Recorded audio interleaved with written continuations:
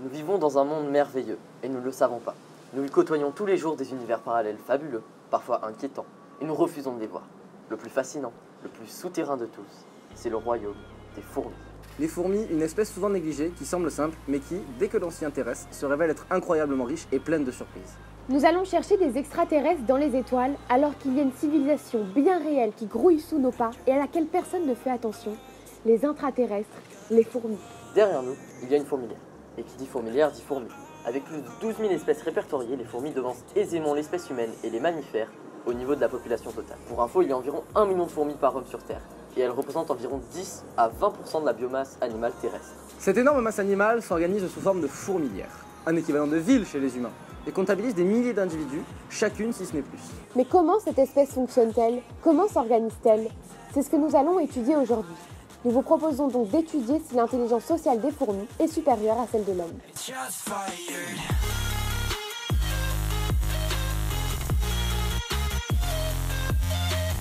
Je vous propose un petit rappel. Les fourmis sont des insectes, et leur morphologie respecte donc les critères de cette classe. Elles sont composées d'une tête, munie de 2 yeux à facettes et de 3 ocelles qui captent la luminosité, d'un thorax, dont la forme peut différer selon les espèces, et d'un abdomen. Elles ont aussi des ailes, minuscules et inutilisables pour la plupart des fourmis, notamment la caste des ouvrières, mais grandes et fonctionnelles pour la caste des mâles et la caste des reines. Ces 3 castes sont présentes dans presque chaque espèce et ont tout un rôle différent au sein de la colonie. Et cette morphologie, inchangée depuis longtemps, leur a permis de fouler cette terre depuis plus de 100 millions d'années.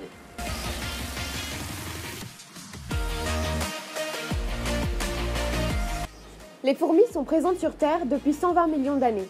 Celles-ci ont atteint une perfection sociale telle qu'il est fascinant de comprendre leur fonctionnement. La réputation des fourmis n'est plus à faire. Elles se déplacent et agissent avec une étonnante harmonie. En observant quelques instants leur société, elles nous inspirent même un fonctionnement coopératif et altruiste qui relève de l'extraordinaire. Professionnels de l'agriculture, de la chasse et du travail collectif, leur fonctionnement communautaire est réglé au bouton. La société des fourmis est incroyable, elle est notamment considérée comme parfaite par de nombreuses personnes. Mais cette société a bien besoin d'un corps pour vivre. Et ce corps, c'est la fourmilière. Selon les espèces, elle peut évidemment prendre plusieurs formes, voire même ne pas exister. Dans cette partie, nous allons donc étudier le corps de la société, la fourmilière, quelles sont les différentes formes qu'elle prend et comment expliquer sa si parfaite adaptation au style de vie des fourmis.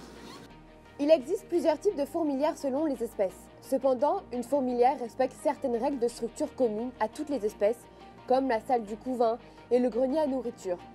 Pour les fourmis des bois par exemple, le nid est appelé fourmilière en dôme, dû à sa forme particulière. C'est une véritable ville souterraine construite à partir de débris trouvés dans la forêt, comme des brindilles, des aiguilles de pin, des branches, et qui se compose de dizaines de galeries. Cette cité peut s'enfoncer jusqu'à 40 cm et est pourvue de différentes salles, dont la répartition est directement liée aux conditions climatiques.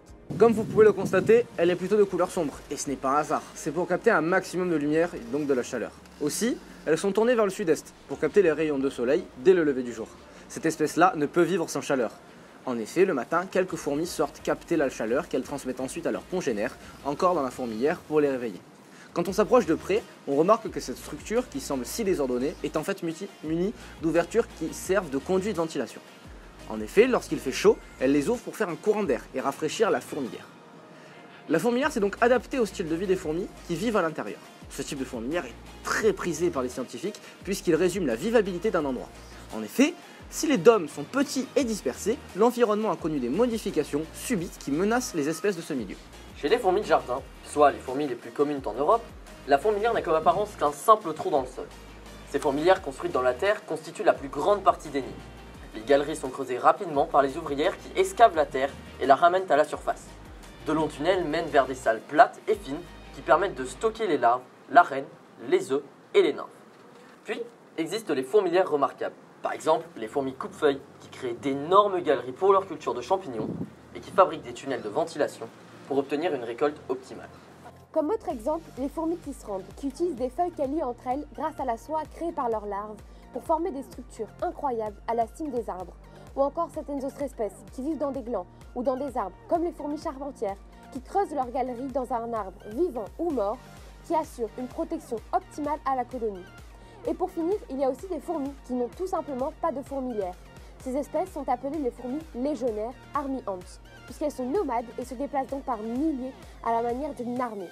Ces fourmis sont très impressionnantes. Elles ne laissent rien sur leur passage et lorsqu'elles s'arrêtent à un endroit, elles forment une sorte de bulle protectrice autour de la reine avec leur propre corps. S'attachent les unes aux autres avec leurs pattes, une structure étonnante et effrayante qui relève du génie. On peut aussi différencier les fourmilières selon leur mode de reproduction. Il existe des fourmilières dites monogynes quand elles possèdent une seule reine reproductrice. Elle peut être polygyne lorsqu'elle possède plusieurs reines fécondées et fonctionnelles, vivant en parfaite harmonie. Jusqu'à des milliers chez certaines fourmis de bois ou les fourmis d'Argentine. Un troisième cas de figure est l'olygénie. 2 ou 3 reines vivent dans la même colonie, mais restent chacune cantonnées dans un secteur précis en raison de leur antagonisme.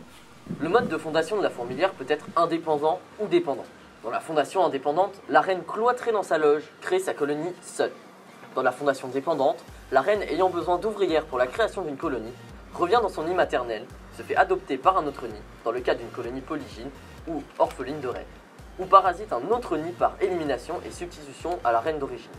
Elle peut aussi renoncer au vol nuptial et s'accoupler dans son nid de naissance.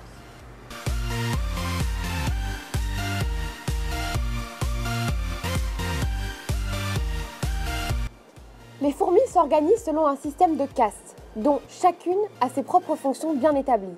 On compte la reine, les ouvrières, les princes et les princesses. La reine est la plus grosse de toutes les fourmis, chargée de pondre des œufs afin d'assurer la pérennité de la colonie et de l'espèce. C'est d'ailleurs la seule à pouvoir le faire. Elles sont les seules femelles dotées d'organes reproducteurs fonctionnels, avec des ovaires mais aussi une spermathèque, qui a pour fonction de conserver le sperme transmis pendant l'accouplement pendant plusieurs mois, voire plusieurs années. Durant sa vie, 10 à 20 ans, la reine peut pondre un total allant de milliers d'œufs à des millions. Elle pond en général 30 larves par jour. Étonnamment, la reine peut choisir de pondre soit des mâles, soit des femelles. En effet, elle a stocké le sperme du mâle dans une spermathèque à l'intérieur de son corps, et lorsqu'elle pond des larves, elle peut choisir ou non de les féconder avec le sperme. Une larve fécondée donnera un mâle, tandis qu'une larve qui n'a pas été fécondée donnera naissance à une fourmi femelle. Voici donc un schéma de l'appareil reproducteur d'une reine. L'ovule va s'arrêter devant la spermathèque, puis la reine choisira de le féconder ou non, avant qu'il ne continue sa route et devienne par la suite une larve. Maintenant, les princesses, qui sont distinguables par leurs ailes. Auparavant, la reine était une princesse qui fut fécondée par plusieurs princes lors de la saison d'essaimage. Après avoir été fécondée lors d'un vol nuptial, la princesse s'en va pour pondre et donc fonder une colonie. Une sorte de colonie-fille à celle d'où elle vient et devient la reine de cette nouvelle colonie. Elle va alors arracher ses ailes et commencer à pondre ses premières larves. Sur la photo ci-contre, on peut distinguer les cicatrices laissées par les ailes qui ont été arrachées. À présent, les ouvrières, plus petites et ne possédant pas d'ailes. Les ouvrières ont uniquement des ovaires, mais pas de spermathèque. Elles ne peuvent donc pas se reproduire et se consacrent aux tâches domestiques de la fourmilière. Elles ont pour mission de bâtir l'habitat général et d'entretenir la colonie. Celles-ci doivent également assurer l'apport en alimentation. Grâce à ces phéromones, la fourmi ouvrière peut lancer un message chimique lorsque de la nourriture est trouvée, afin de demander de l'aide pour l'acheminer vers la fourmilière. Chacune d'entre elles possède un jabot social, un second estomac, permettant de stocker la nourriture prédigérée et transférable à une autre ouvrière qui l'entreposera dans un des divers greniers de la fourmilière. Les ouvrières doivent également s'occuper des œufs, pondus par la reine. Ce sont les nourrices, les minors, attendant patiemment l'éclosion afin de prodiguer des soins et nourrir les larves. Il s'agit également de protéger la fourmilière contre les attaques en provenance de l'extérieur. On parlera ici de soldats, les majors. Il y a également les mâles ou les princes, dont le rôle essentiel est pourtant très limité, féconder les princesses choisies pour qu'elles puissent pondre et fonder une nouvelle fourmilière. Ils ne sont produits qu'une fois par an et dépendent entièrement des ouvrières. Ils ne servent que pour un unique accouplement durant le sémage et meurent juste après, ils explosent. D'autres mâles seront ensuite pondus par les nouvelles reines pour qu'ils fécondent les nouvelles princesses. Pourtant, aussi incroyable que cela puisse paraître, il n'existe pas de hiérarchie chez les fourmis. Aucun centre de commandement, aucun chef pour diriger les autres, même la reine ne prend aucune décision.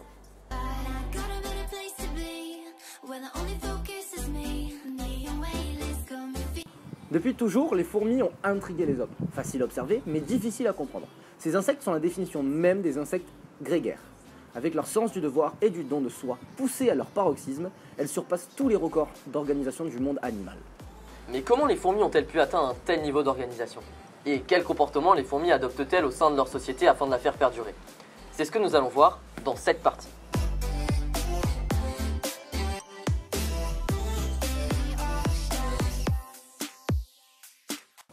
Pour faire perdurer une société comptant autant d'individus, une qualité est requise, le don de soi et le sens du sacrifice. Qui peut lever la main et dire « je suis plus désintéressé qu'une fourmi » puisqu'elles sont l'archétype même de ce principe. Et des fois, ce don de soi, il atteint un niveau tellement impressionnant que c'en est inimaginable. Comme les ruminants, les fourmis possèdent plusieurs estomacs. Mais contrairement à ces mammifères, ils ne sont pas là par problème de digestion ou autre, mais pour pratiquer la trophalaxie. Ces insectes ont en fait développé un organe de la compassion ou un organe de l'empathie qu'on appelle le jabot social. C'est-à-dire qu'elles mangent pour se nourrir elles-mêmes, mais elles peuvent mettre une partie de la nourriture dans un estomac secondaire qui sert uniquement à nourrir les fourmis qui ont faim autour d'elles. Ce mode de transfert de nourriture, la trophalaxie, permet à une fourmi de régurgiter dans la bouche d'une autre qui en a besoin une nourriture prédigérée. C'est comme si nous avions en permanence une réserve d'énergie pour les pauvres ou pour les nécessiteux et que nous la partageons naturellement sans se dire qu'on fait quelque chose de bien car nous aurons réalisé que se nourrir soi-même et nourrir les autres relèvent de la même notion. À propos de la trophalaxie justement, voici les fourmis pots de miel. Cette espèce vivant principalement dans des grandes zones arides sélectionne des individus de la fourmilière pour devenir des pots de miel. Elles vont en fait stocker une grande quantité de liquide nutritif dans leur abdomen qui devient aussi gros qu'une bille et restent pendus au plafond de la fourmilière presque toute leur vie et régurgitent la nourriture sur commande par trophalaxie. C'est vraiment un exemple type du don de soi chez la fourmi qui repousse les limites même de l'altruisme. Comme autre exemple, les fourmis kamikazes qui donnent leur vie pour la fourmilière en utilisant un mélange chimique provoquant leur explosion et par conséquent leur mort. Pour finir, on pourrait prendre les fourmis légionnaires qui vont créer des structures telles que des ponts, des radeaux. Comment ? Avec de la terre ? Du bois ? Bah sûrement pas. Les fourmis utilisent leur propre corps comme matériau. Et oui, les fourmis légionnaires ont un corps parfaitement adapté à la coopération. Chacune de leurs pattes se termine par un coussinet adhésif et une griffe qui leur permet de s'agripper les unes aux autres pour former ces structures. Cette morphologie sert parfaitement leur style de vie, puisqu'elles sont nomades, avec plusieurs millions d'individus qui se déplacent en même temps. Effrayant, non ? Mais tout aussi fascinant. Ainsi, lorsqu'il y a une rivière, un ruisseau à traverser, elles créent des bateaux, des ponts, quitte à passer plusieurs heures sous l'eau sans pouvoir bouger, tous les muscles contractés, avec le couvain et la reine sur la surface. Il en est de même pour les ponts. Passer au-dessus d'un ruisseau ou d'une crevasse, aucun problème pour les fourmis légionnaires qui deviennent en quelques instants architectes et créent un pont simple, résistant et élastique pour laisser passer leur reine en toute sécurité. Ce phénomène incroyable montre bien le don de soi de chaque fourmi, prête à se sacrifier, à tout donner pour la colonie, mais aussi leur organisation hors pair. Finalement, ce n'est que grâce à cette intelligence naturelle, toujours dirigée vers la coopération et l'empathie, que les fourmis peuvent vivre et travailler en société, pouvant aller à des millions d'individus. Ces insectes remarquables ont ainsi su évoluer à travers les millénaires pour développer une forme d'intelligence leur permettant de vivre ensemble dans l'harmonie et le respect d'autrui. Cette organisation, maintenue par le don de soi, doit relever d'une communication rapide et précise entre les différents individus. Et encore une fois, les fourmis en sont munies.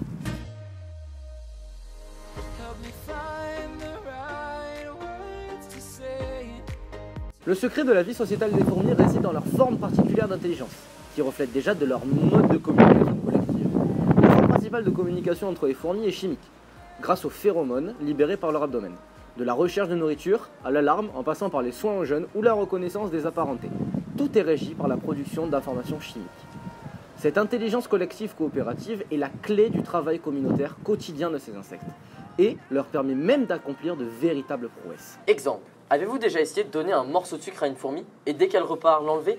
Vous pourriez alors observer un afflux considérable de fourmis venir précisément jusqu'à l'endroit où vous l'avez posé. Et tout ça grâce à une simple odeur, les phéromones. Ainsi, grâce à ces phéromones, les fourmis ont un moyen de communication rapide et extrêmement efficace. Et si l'abdomen est là où cette information chimique est produite, les antennes en sont les interprètes puisqu'elles leur permettent de se parler ou de lire les pistes d'odeur laissées par leurs congénères. Et ces informations passagères ne sont pas forcément la localisation de nourriture ou d'ennemis, mais leurs émotions. Pour un humain, c'est comme si tout le stress ne restait pas coincé dans le cerveau, mais qu'il sortait sous forme de son ou d'odeur, et que tous les gens environnants percevaient et partageaient ce stress en nous en soulageant et en transmettant le message aux autres individus. C'est d'ailleurs pour ça que lorsque vous touchez une fourmi au milieu d'une foule d'autres fourmis, elles s'affolent toutes en quelques instants, et ça, grâce à ces phéromones qui semblent être un lien entre toutes, comme un air que tous les individus partageraient afin de mieux communiquer et de mieux s'organiser, ce qui expliquerait l'apparente complexité de la parfaite organisation de cette espèce. Mais même si on sait maintenant que cette organisation est basée sur les phéromones, comment est-elle régie ? Comment les fourmis font-elles pour rester aussi dévouées et travailleuses ? On sait bien que les fourmis ont une reine, mais est-ce qu'elles donnent des ordres ? Est-ce qu'elle dirige réellement cette masse de fourmis?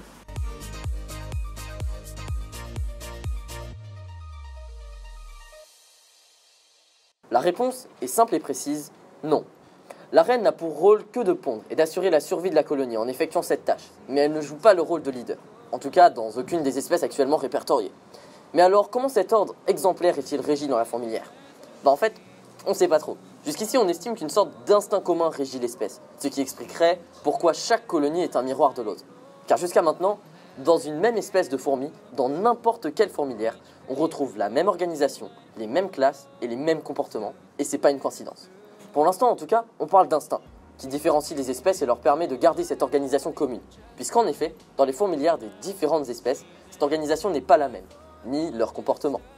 Pour en arriver à cette conclusion, les scientifiques ont effectué de nombreuses observations qui, pour l'instant, ne permettent de converger que vers cette conclusion. Dès qu'elle naît, la fourmi ne passe pas un entretien d'embauche ou autre.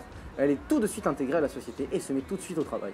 Elle ne passe pas non plus une séance d'orientation, mais c'est tout de suite si elle doit se diriger vers la crèche, l'extérieur, les aires de récolte, la fondation de nouvelles galeries ou la culture de pucerons. Et comment? Grâce à l'instinct. Chez certaines espèces, cette orientation se fait en fonction de l'âge. Les plus jeunes restent au chaud chez elles, les plus expérimentés sortant affronter la dureté de l'extérieur. Une horloge biologique instinctive leur permet de savoir quand changer de poste. Et chez d'autres, la répartition de ces différents rôles se fait en fonction de la taille, les plus petites se dirigeant vers les tâches à l'intérieur de la colonie, tandis que les plus grandes vont à l'extérieur. Comment une fourmi sait quelle tâche leur taille leur impose-t-elle de faire? Encore une fois, c'est l'instinct, comme une intuition glissée au milieu de leur code génétique complexe. Ainsi, chez chaque fourmi de taille différente, il y a une différence d'information génétique. En effet, en nourrissant plus ou moins la reine, en variant son régime avec des protéines, des glucides ou autres, les fourmis arrivent à changer l'information génétique des œufs, faisant varier leur taille, mineure et majeure, et ainsi leur rôle dans la fourmilière. Et pour continuer à appuyer sur cet argument, comment les fourmis savent-elles comment nourrir la reine pour obtenir une taille donnée? L'instinct à nouveau, ce savoir étant comme inné à chaque fourmi.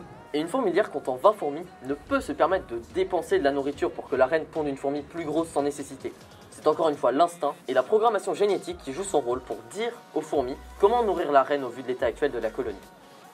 Et ce rôle de leader de la fourmilière, la programmation génétique a l'air de jouer à merveille lorsqu'on observe les miracles réalisés par les fourmis, les problèmes qu'elles résolvent simplement avec les informations transmises par les autres individus. Une intelligence collective, partagée grâce aux phéromones avec une autorité décentralisée et même absente à vrai dire, qui montre la puissance et l'efficacité de cet instinct dont bénéficient les fourmis. Ainsi, au vu des observations des scientifiques, toutes les fourmis sans distinction pour l'espèce sont réglées par cet instinct surpuissant gravé dans leur gènes et qui leur a permis cette longévité presque record sur Terre.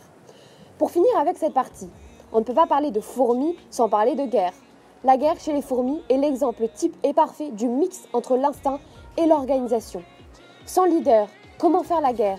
Comment mener une bataille?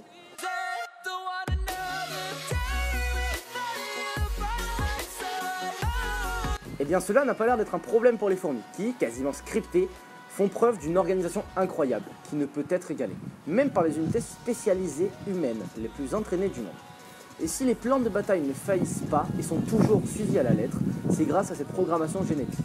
Le plan est gravé dans leur ADN, puisqu'il est le même pour chaque colonie d'une même espèce.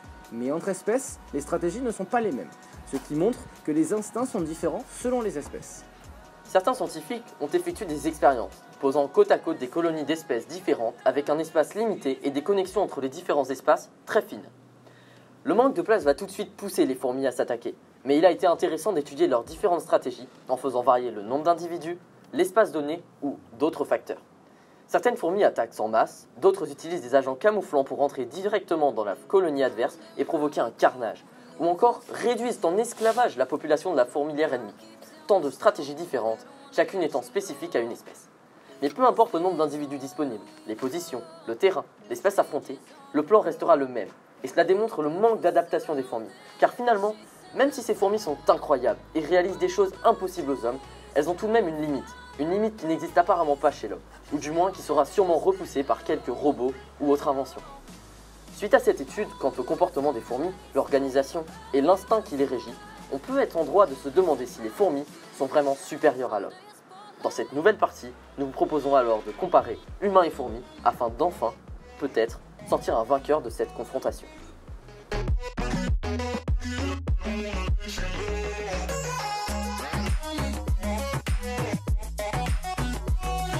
Donc, avec ce qu'on a vu précédemment dans cette vidéo, on a maintenant un bagage conséquent pour effectuer cette comparaison finale humain-fourmi. Mais cette comparaison est-elle possible ? En tout cas, nous allons essayer de la construire de manière à ce qu'elle soit la plus complète et précise possible afin d'éventuellement s'approcher d'une réponse finale. Premier point, l'âge. L'un des facteurs qui donne un avantage aux fourmis, c'est leur âge. Même si une fourmi ne vit pas entre 80 et 100 ans comme un homme, cette espèce existe depuis plus de 100 millions d'années, alors que les premiers humains ont au maximum 2 millions d'années. Et la croissance exponentielle qu'a connue notre espèce pour arriver aux 7 milliards d'individus qui composent notre société n'est que très récente. En effet, nous n'étions que quelques millions il y a seulement 2000 ans, une espèce de mammifère comme une autre, qu'on rencontrait de temps en temps. Aujourd'hui, nous sommes omniprésents et cela n'est plus à démontrer et notre biomasse est énorme. Devinez quelle est la seule autre espèce avec une biomasse comparable ? Les fourmis, bien sûr. En effet, ce n'est que depuis quelques années que notre biomasse a rattrapé la leur. Et notre population, considérée comme énorme, est en fait dérisoire comparée à leurs milliards de milliards estimés. Nos 7 milliards d'individus se regroupent quelquefois dans une seule et même fourmilière, pour vous dire. Et au vu de leur âge bien plus conséquent, il y avait donc un retard à rattraper. L'agriculture a inventé, il y a 10 000 ans, puis que nous développions l'élevage, la division du travail, l'hygiène, les antibiotiques, la gestion de l'eau et la baisse de la mortalité qui nous a permis de vivre dans des cités aussi complexes que celles des fourmis. L'exemple type de la précocité incroyable des fourmis par rapport à nous est l'espèce des fourmis coupe-feuilles, qui, comme leur nom l'indique, coupent des feuilles, afin de les faire fermenter et d'obtenir des champignons qui ne se trouvent d'ailleurs que dans ces fourmilières, et pas dans la nature. Donc depuis 70 millions d'années, cette espèce pratique l'agriculture et la synthétisation de nouvelles espèces, alors que les humains n'ont découvert ces pratiques que quelques milliers d'années auparavant pour l'agriculture, et seulement une poignée de décennies pour la synthétisation d'espèces. Même l'élevage est arrivé bien plus tôt chez elles avec la culture des pucerons. Elles prennent ces insectes et les déplacent d'arbre en arbre, de branche en branche, afin de modifier leur rendement. On appelle cela la traite des pucerons. C'est l'équivalent de notre traite des vaches. Et comme nous, elles mangent les animaux qu'elles élèvent, mais seulement lorsqu'ils sont en surplus. Avec tous ces exemples, on voit que les fourmis ont inventé beaucoup de choses avant nous. Et comme pour prouver l'efficacité de leur système, les humains les ont imités volontairement ou involontairement.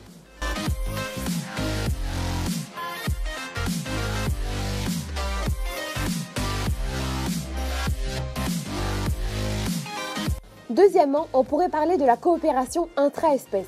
Et oui, cela fait également partie des attributs de l'espèce humaine et des fourmis. Un humain ne peut pas porter à lui seul plusieurs tonnes de matériaux afin de construire une ville comme New York ou Tokyo, même si une fourmi peut, à son échelle, porter plusieurs tonnes. On a vu précédemment qu'une fourmi seule est incapable de survivre. Ayant besoin de vivre en groupe, nos deux espèces ont donc besoin d'un minimum de coordination pour survivre et fonctionner. Comme nous l'avons expliqué dans une fourmilière, il y a des milliers d'individus, voire des millions. Et chacun d'eux a son rôle. L'élevage, l'agriculture, la construction, une société simple, efficace, mais qui montre ses limites au niveau de ses capacités d'adaptation. Chez les humains, la société est beaucoup plus complexe et est différente au sein d'une même espèce. Elle a aussi beaucoup évolué ces derniers millénaires, montrant une certaine adaptabilité que les fourmis ne possèdent pas. Un point pour les humains. Mais les humains ne se gèrent pas en société, et ça on le sait très bien. Individualisme, égoïsme, matérialisme, avidité du pouvoir, jalousie, tant de caractères gravés dans notre espèce qui corrompent notre capacité à vivre ensemble et qui montrent les limites de notre société à nous, peu importe sa forme, royauté, république, dictature, peu importe, la société parfaite n'existe pas et ne pourra exister, faute à notre personnalité si peu apte à s'adapter au groupe, mais qui en a pourtant si cruellement besoin. Un point pour les fourmis.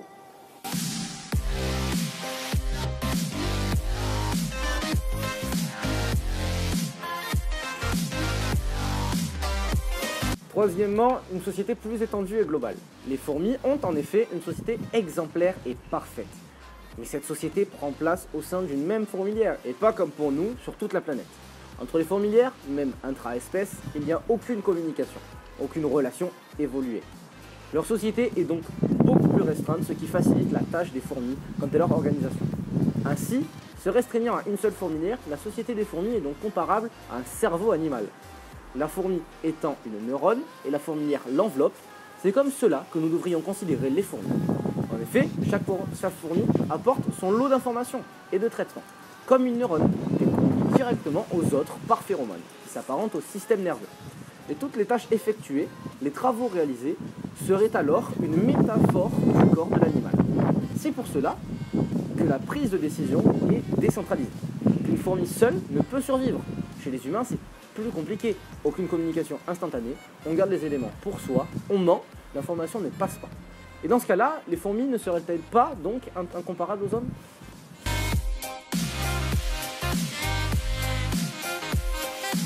Pour conclure cette analyse, est-ce qu'on n'aurait pas rattrapé notre retard sur les fourmis en les surpassant largement avec les inventions de ce dernier centenaire? Est-ce que notre différence, mais pourtant similitude entre êtres humains, ne nous amène pas à un aspect exotique, contrairement au miroir que sont les sociétés des fourmis? Est-ce que l'étendue de notre société à travers toute notre espèce ne serait pas un accomplissement bien plus grand que la société parfaite des fourmis? À vrai dire, la comparaison est impossible. Les fourmis sont une espèce qui évolue grâce à la sélection naturelle, les mutations ou autres facteurs, mais ne provoquent pas les changements. Elles se contentent de vivre comme c'est écrit dans leur ADN, de faire persister l'espèce et seulement ça. Ce qui explique pourquoi une fourmi a un tel don de soi, et si dévouée, dépourvue d'individualisme ou autre. L'organisation n'est qu'un élément nécessaire à la survie de l'espèce, comme le seraient les carapaces pour les tortues. Et leur instinct serait donc comparable à savoir comment marcher, un simple élément programmé dans l'ADN de l'espèce.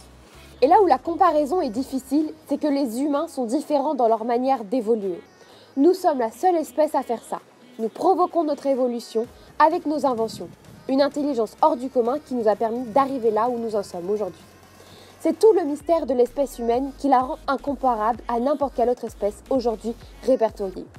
Les fourmis changent parce qu'elles en ont besoin, les humains changent parce qu'ils le veulent. Voici d'où vient cette différence majeure entre les deux sociétés.